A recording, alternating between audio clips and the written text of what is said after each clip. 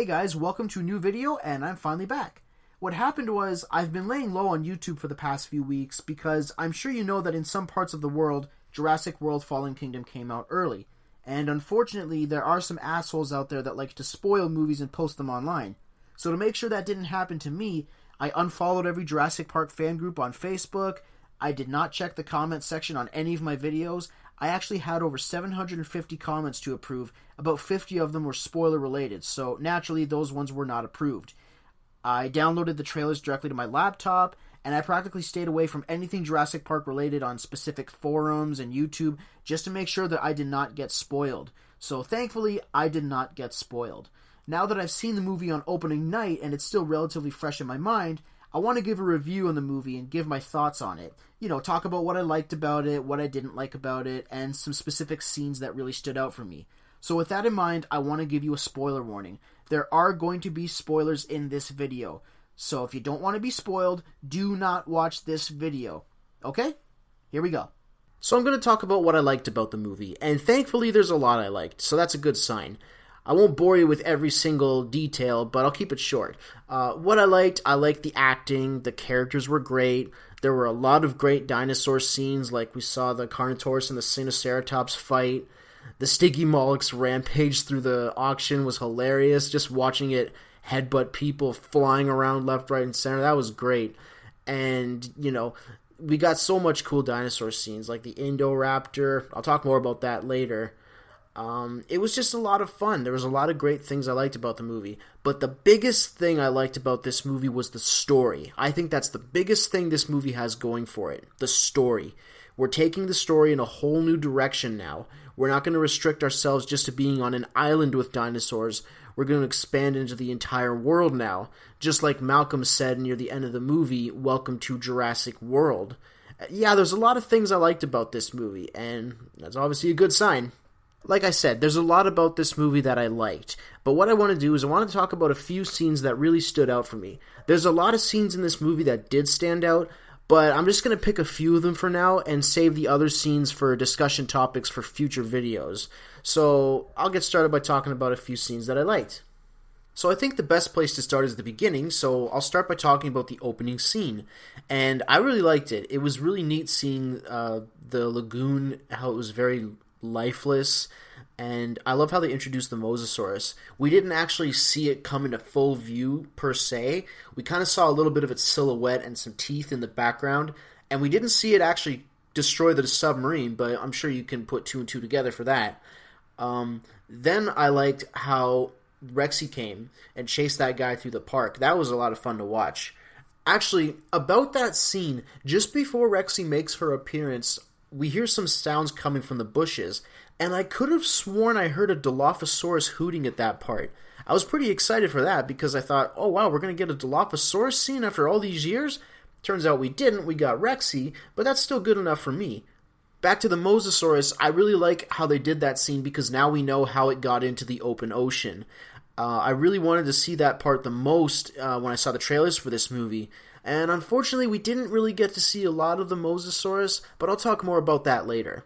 But yeah, I actually like the opening sequence in Jurassic World Fallen Kingdom. I actually think it's the best opening sequence in any of the Jurassic Park movies. I think my favorite scene in this movie was the Indoraptor chase. That was a lot of fun to watch. It was suspenseful, and it was actually kind of scary if you ask me. Speaking of the Indoraptor, I want to talk about the Indoraptor just for a quick minute. Oh my god, what a beast. That was such a cool dinosaur to add into the series. It was so cool. You know, it's got a lot of cool characteristics about it. It withstood those bullets when Owen shot at it, and it played dead just before it killed Wheatley and ripped his arm off. It was just so cool. I would have liked to see a little bit more of its abilities because I think the Jurassic World Facts app says that it has echolocation and it can see in the dark. Unfortunately, we didn't really get that, but what we did get was awesome. I loved the fight between Blue and the Indoraptor, and it was cool watching Blue actually kill the Indoraptor when it fell through the roof. Actually, speaking of that scene, just before it falls through, we see the glass break, and the Indoraptor didn't fall through. And I was actually shocked to see that, because I thought that's how it was going to die. It was going to fall through and land right on the Triceratops horns. But when that didn't happen, I'm like, oh my god, how is this thing going to die? and then Blue came in to save the day, and then the Indoraptor fell on the Triceratops' horns. So yeah, the whole Indoraptor chase was probably my favorite scene in the movie. Lots of fun. Now there's one scene in Jurassic World Fallen Kingdom that was very emotional for me, and for those of you who have already seen the movie, you know exactly what I'm talking about, and that's the scene where the Brachiosaurus dies on the docks from the volcano. It was such a sad moment, oh my god.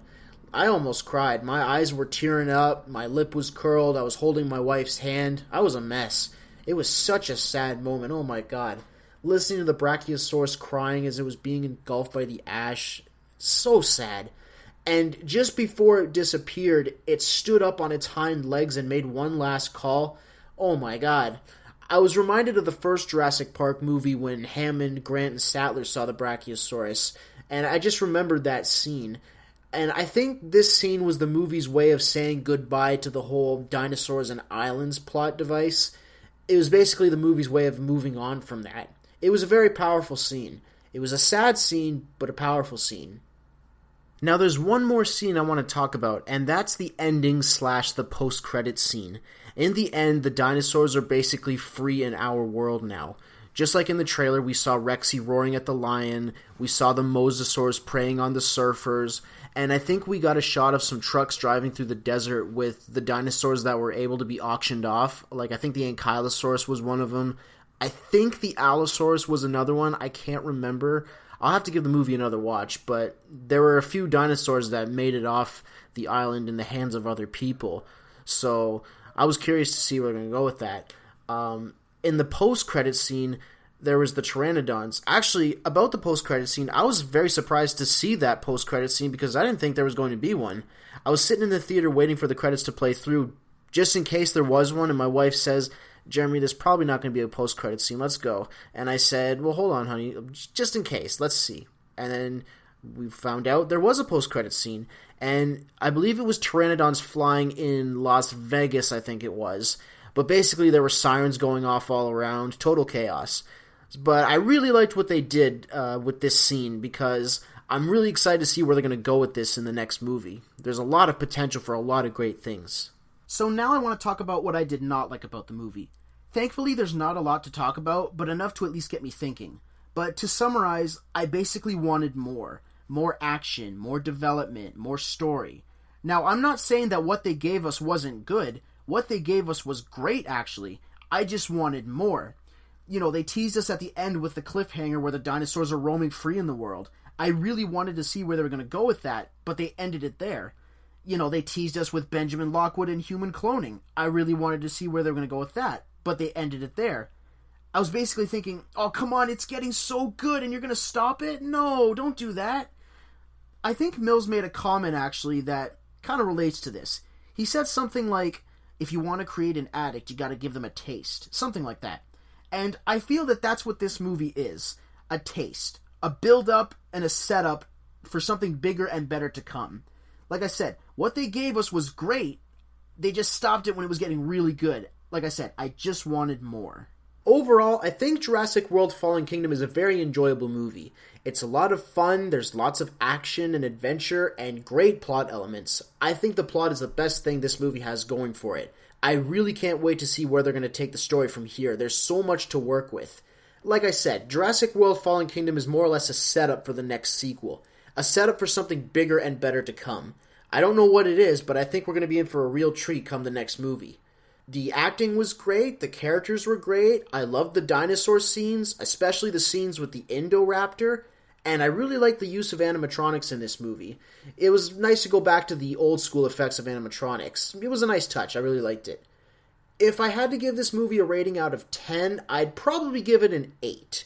It's obviously not as good as the first Jurassic Park movie, that movie is untouchable in the series.